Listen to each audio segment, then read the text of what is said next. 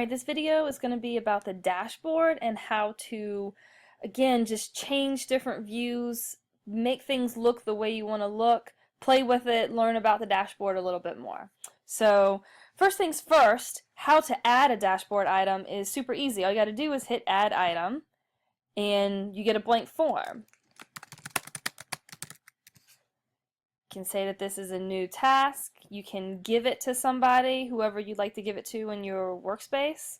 I will give this one to the owner of the workspace. I can relate it to a certain item. I can search for a certain address. I can search for a certain person.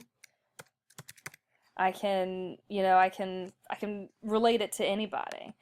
Or you can leave it blank if it's just kind of like an overall, need you to do something random that does not quite relate it to anybody. And then this is where you fill out the rest of the task. What exactly do you want them to do?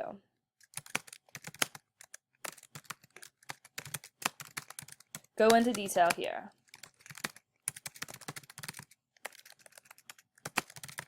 Alright. And then this is the due date. When is it due? Is it due today? Is it due by Friday? Is it due by a certain time? What the priority is. And then again, if there's a next action. So if you want to give somebody a task, and then once they're done with that, you want them to do something else, and then once they're done with that, you want them to do something else. This is how you can daisy chain them together. We have plenty of videos showing you how to do that, so I'm not going to go over that here, but this is where you can just search for a new item, give them another task after they finish this one, or create another task for after they finish this one. And we hit save. And there you go. Now I have given this task to the respective person, and he's been notified based on his roles here. Let's see, he gets an email. So every time he gets a dashboard item and a task, there gives an email sent out to him. So there you go. That is just how you create an item. That's how you create a dashboard task for somebody. Now, let's talk about views and filters. So it looks like each person in his organization has made a view. And they've made a team view and put them up here above the views that came with the system. You can do it like that.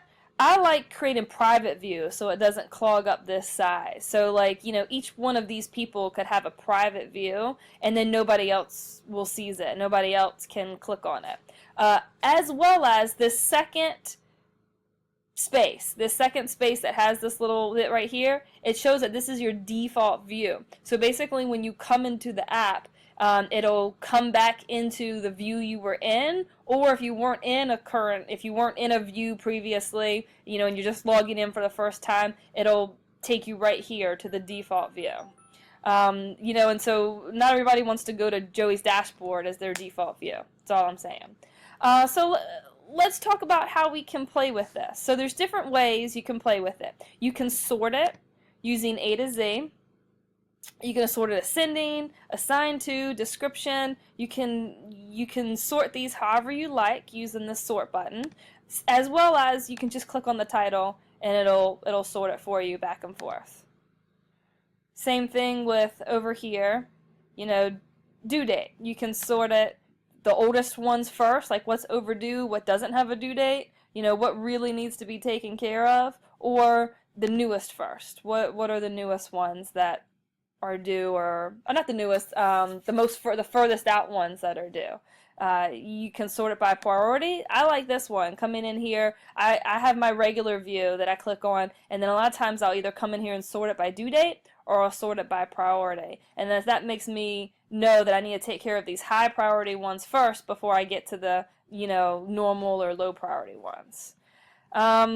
Let's see, so that's sorting. Now this is your options. This is kind of what you see here.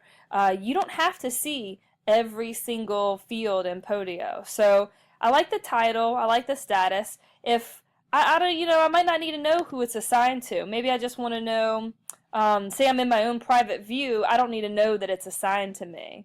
Or this relation to item is a relationship field that I don't really have to know. I like to uncheck that one, and so I got to see the title, the status, meaning is it new, what's the status of it, and then the next thing I get is the description, the due date, and the priority. Now unfortunately you can't change the order of these. That's set within the Podio app, But what you can do is if you want something to come up closer, like you want due date to be up closer, or you want the priority to be up so you kind of see it up front, you just have to take out some of these other ones. And then once you take them out, then you can sort them down a little bit.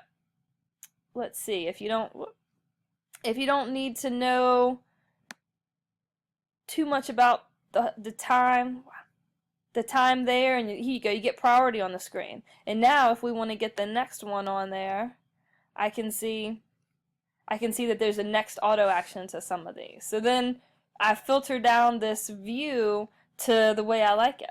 All I have to do is hit save, and I can either save it under my private views or a team view where everybody gets to see it. I can split it by things, meaning, let me show you. When you split it, it's like here, all of these overdue items, the filters, shoot, here you go. Well, here's the filters. The filters are the statuses and then all past dates. So that's what shows up here. And then I have it split by who it's assigned to, and you can see that here when I edited it. There it is. I can split it by different things. If it's assigned to different people, I can split it by the different relationship items, next auto action, the status, so I can, if it's, new or completed, I can sort it priority if it's high, low. Due date, I can sort that, what the due date is. Is it monthly, yearly, daily? I can sort it any way like that as well. Let's see, I'm going to cancel this because I don't want to change this view. But that is one way that you can change and play with the views. And again, if you want to see all your overdue items first, like that's what people really need to come in here and take care of. It looks like this person needs to come in and take care of all these new leads from past 2 days. You got 60 new leads. You better sort through them. And that's what views can do. Views can really help you, give you a quick overview, quick snapshot. Again, set your view. Let's go into Julie's view for a second. And look at her view. It's nice. So I can come in here. She's got 2 new tasks. I can prioritize them to see which ones are high and low and which ones I need to take care of first. If she doesn't want to see her long-term projects, she can take those off. You can, let's see, go down here. Oh, she doesn't have them. She has it just for everything. So then I can sort it from there. So then I got my new ones there, and I got normal and high. So I can take care of my high ones first and then my normal ones. I can see what to do. Maybe I need to take care of these due date ones first that are in the past before I take care of the ones that are due in the future. And you don't have to keep saving it, but you can filter your own view and change it however you want based on what you have starting with it. Let's see what Jan Marie's view is. See, here is her view. Not bad, not bad. Looks like she's got a couple things going on. Don't know why there's no statuses here. That's interesting. But she doesn't have any statuses. I don't know what that's about. Well, I hope that was helpful. Again, using these to filter and sort them and then save them. This one you can't mess up. This is the one that comes with it. You can start from there, filter it down, change it up, make it the way you like. Or, start with somebody else's view and then play with it and change it and then save it. You can overwrite the same view. You can also start with somebody's view and then create a new view after that. You don't have to overwrite. You could just, I like the way his is. I want to start here rather than start here. And I just want to filter it down a little bit more and save it as my own view down here later. Easy to do. That's just how you do it.